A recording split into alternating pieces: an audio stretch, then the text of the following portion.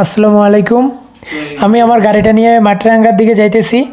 আর তখনই এই ছেলেটি আমার বেলচুরি সিগন্যাল দেয় আর আমি দাঁড়াই। বললাম যে কোথায় যাবে, বলে মাটিরাঙ্গা। তো অর্ধেক যাওয়ার পরে বললাম যে ছোট ভাই তোমার সাথে ভাড়া আছে? কয় না। তো তখন আর কিছু করার নাই, ওরে ভাড়া ছাড়াই নিয়ে গেলাম। কিন্তু ওইটা ফ্যাক্টর না, টাকা ছাড়া ফ্যামিলির লোকেরা যদি এভাবে ছাড়ে রাস্তাঘাটে অনেক বিপদ।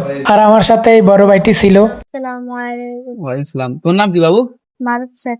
জোরে বল। মারুফ হোসেন। জি। আচ্ছা, বাবার নাম কি? বাবার নাম কি তোমার? মুর্শেদ। মুর্শেদ। মার নাম কি? মুর্শিদা। মুর্শিদা। তোমার বাসা কোন জায়গায়? মুসলিম পাড়া। মুসলিম পাড়া।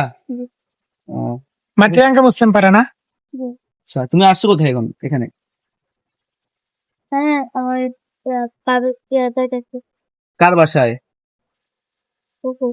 ফুফুর না আন্টি? আন্টি কি বলো? আন্টি বলো। আচ্ছা, তো আন্টির বাসা আসছো, কেন আসছো এখানে?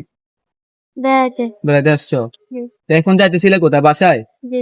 হ্যাঁ, জি। তো তুমি যে বাসায় যাইতেছো, তুমি তো গাড়িতে উঠলা। হ্যাঁ, তুমি বলছো থেকে রাস্তা আসা যাচ্ছ যে আমার কাছে ভাড়া নাই, আমাকে নিয়ে যাবেন মাটিরাঙ্গা।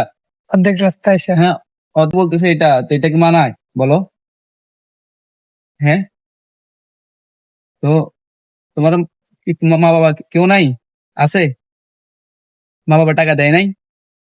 আমার আব্বুর কাজ নাই, টাকা পায় না। টাকা পায় না, এটা কোনো কথা হইলো? তো তোমার আন্টির বাসে গেছো, আন্টি টাকা দেয় নাই? ভাড়া দেয় নাই? এরকম করবার কোন সময়? ড্রাইভার তো একটাই আছে, নিজে গেছে না। হ্যাঁ, উনি তো হয়তো ভালো মানুষ দেখে তো তোমাকে আনে দিছে, অন্য কেউ হলে তো নিয়ে চলে যেত তখন।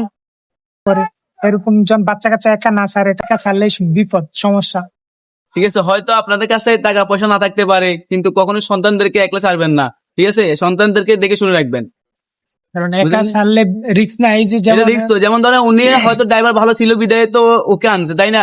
অন্য কেউ হইলে তো হয়তো নিয়ে চলে যাইতো, সুন্দর সুন্দর কথা বলে নিয়ে চলে যাইতো, তখন আনতো না। এরকম তো হতে পারতো, তাই না? উনি তো ভালো দেখে তো আনে দিছে। তো এরকম কোনো সময় করবেন না, সন্তানদেরকে খেয়াল রাখবেন, দেখবেন ভালো করে, পড়াশোনা ভালো করে করাইবেন। আর অবশ্যই মাদ্রাসায় পড়ানোর চেষ্টা করবেন। সালাম আলাইকুম।